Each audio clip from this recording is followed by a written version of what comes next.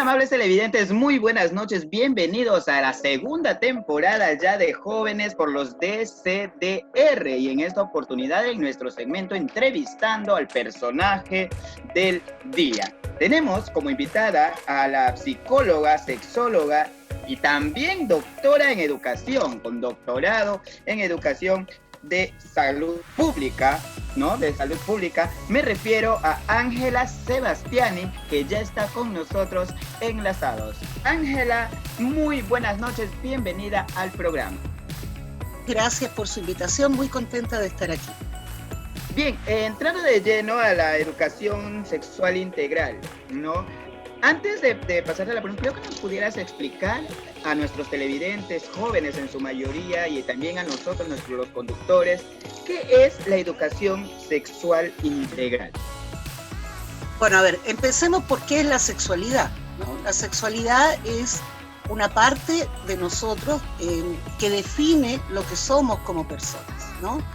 Que define la forma en la cual vivimos nuestro cuerpo, en la cual lo disfrutamos, en la cual nos relacionamos con otras personas, y define además lo que hacemos en la vida, ¿no? Entonces, la sexualidad es parte de nuestra personalidad y nos acompaña desde que nacemos hasta que morimos. Y como muchas otras cosas, la sexualidad tiene un proceso de aprendizaje, ¿verdad? Uno no nace sabiendo caminar o hablar o comer solo. Bueno, lo mismo pasa con la sexualidad. Uno va aprendiendo a lo largo de la vida el cómo sentirnos, en lo que somos, lo que queremos ser, con qué nos sentimos cómodos, quién nos gusta, etc. Entonces, la educación integral de la sexualidad es todo este conjunto de experiencias, de conocimientos que nos rodean en la casa, en la escuela, en la comunidad, y que nos van formando como individuos, ¿no? Abarca 4 cosas fundamentales.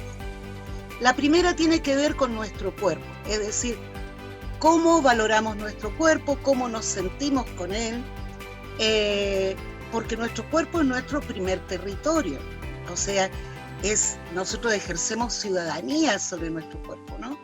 Decimos quién se puede acercar y quién no, ¿no? Por ejemplo. Claro. El segundo elemento tiene que ver con lo que somos, es decir, nuestra identidad, ¿no? Cómo nos sentimos por el hecho de ser hombres, ser mujeres, o no encajar en ninguna de esas dos categorías, ¿no? Tiene que ver con la forma en cómo pensamos, además, el hecho de desarrollar un pensamiento crítico, ¿no? Es decir, por ejemplo, si vemos que en la familia a los hombres y a las mujeres los tratan distintos, nosotros cuestionamos eso y decimos, pero ¿por qué nos tratan distintos si somos seres humanos, por ejemplo, ¿no? Tiene que ver también con las decisiones que tomamos, es decir, si estamos con una u otra persona, si tenemos una relación de pareja, si nos casamos o no, si tenemos hijos o no. En fin, decisiones importantes a lo largo de nuestra vida tienen que ver con la forma en cómo nos han educado en el tema de la sexualidad. Y por último, tiene que ver con establecer relaciones afectivas en un marco de igualdad, de respeto, de derechos, ¿sí? Entonces, la gente que ha sido educada con una visión positiva de la sexualidad difícilmente cae en los celos o en las discusiones que no llevan a ninguna parte, o procesan mejor la pérdida de la pareja que otras, ¿no? Entonces, ¿qué pasa? La educación integral de la sexualidad, como ya explicamos al inicio, se da en diferentes contextos, empezando por el hogar, pero también en la escuela. Entonces existen 2 tipos de currículum. Un currículum oficial, que es una serie de temas que se da a lo largo de toda la etapa escolar, y un currículum oculto, que es el que recibimos del papá, la mamá, los tíos, las personas con las que vivimos, la forma en que la comunidad se mueve, la cultura en la comunidad, etc. Entonces, ¿de qué se trata esto? De tener un contenido mínimo que sea igual para toda aquella persona que viva en el Perú, ¿no? El mínimo necesario. Y eso es lo que tiene ahora el currículum en el Perú. Claro. Entonces, entrando, ¿por qué Ángela, por qué cree que es importante la educación sexual integral?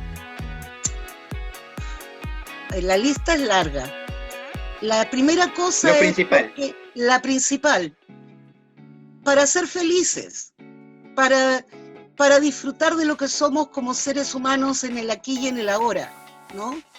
Para dejar de tener prejuicios, para dejar de discriminar o ser discriminado, para amar y ser amado, o si no quiere amar, pues el respetar el no querer amar, el respetar el no querer tener hijos, por ejemplo, principalmente para el bienestar.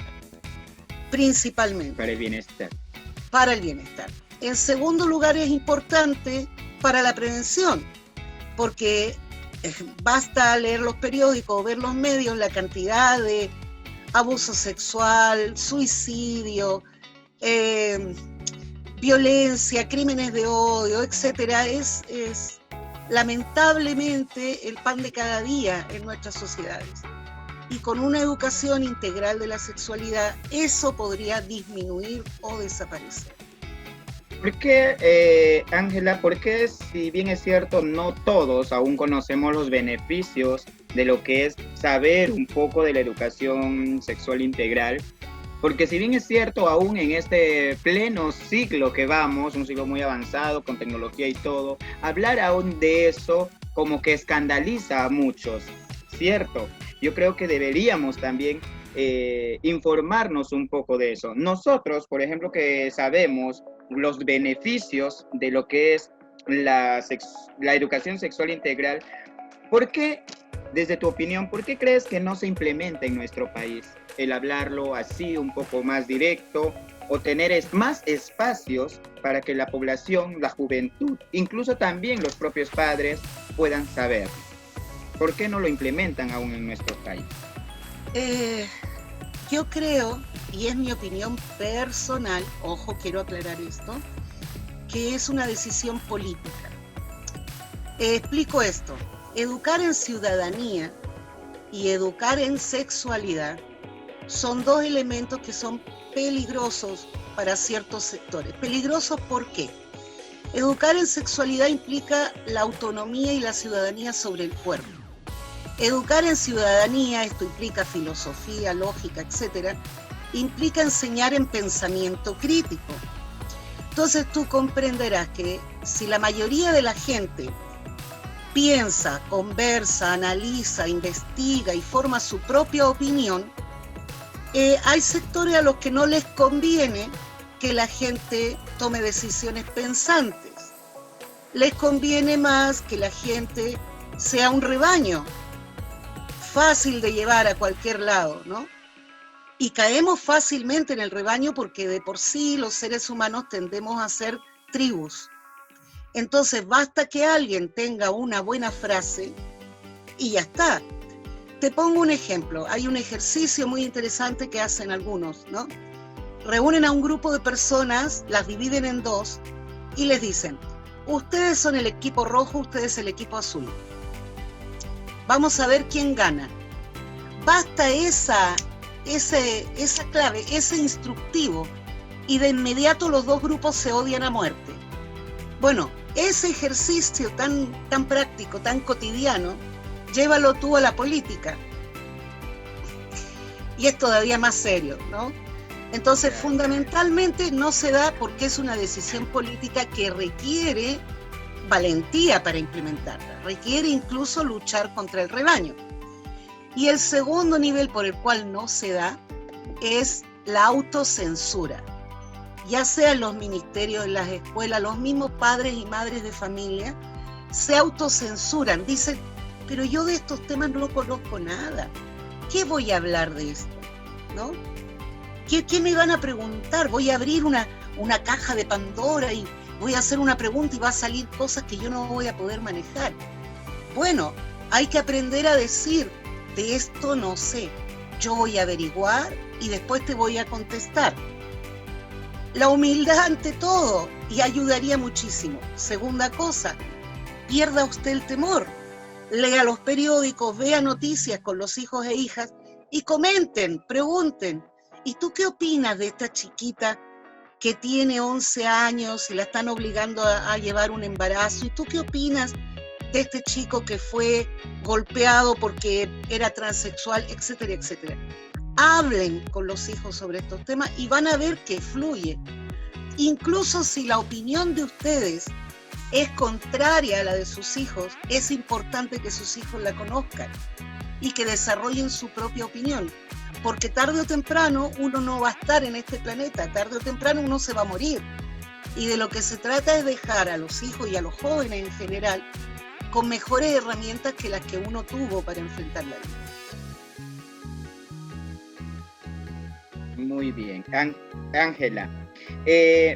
Bueno, en realidad de lo que nos acabas de decir, y lo podríamos tomar como también uno de los principales desafíos que tuviéramos que vencer, el hablar directamente, el mantener una comunicación directamente, ¿no? Ya sea con nuestros hijos, con nuestros padres, con nuestros hermanos en nuestra propia sociedad, para poder ir aprendiendo también nosotros mismos sobre la educación sexual. También, ¿cuál crees que se deberían, o otro de los desafíos, aparte del que acabamos de mencionar, que tuviéramos que vencer para poder implementar una educación sexual adecuada en nuestro país? Bueno, el primer desafío es lograr que haya un ministro o ministra de educación que dure más de 2 años en el cargo, ¿no? Porque los últimos 20 años solo duran 1 año y 1 mes o 2 meses. Entonces eso impide que se aplique una política educativa de Estado. El segundo desafío es vencer los temores. El tercer desafío es nombrar las cosas, porque lo que no se nombra creen que no existe, pero existe. Entonces, por ejemplo, si tú te fijas en los libros de sexualidad, en los libros de personas, familia, etcétera, del Ministerio de Educación, por todos lados hablan de diversidad, pero hablan de diversidad cultural. O sea, la diversidad sexual no existe. La masturbación ni existe en los libros de secundaria, en secundaria. O sea, eso que no nombre la masturbación no significa que la masturbación no sea una práctica habitual a lo largo de toda la vida, no solo en la adolescencia. Pero en la adolescencia es importante porque es una actividad preventiva, es una actividad que ayuda a la salud mental, ¿no? Es una actividad que ayuda a desarrollar fortalezas en sexualidad, porque en la medida en que uno conoce su cuerpo, puede después compartir con su pareja lo que le gusta o lo que no. Y el siguiente desafío es tener autoridades con la valentía suficiente para trabajar estos temas sin dejarse, o sea, sin tener acá en mente solo el número de votos, sino el beneficio de la mayoría, el bienestar de la mayoría.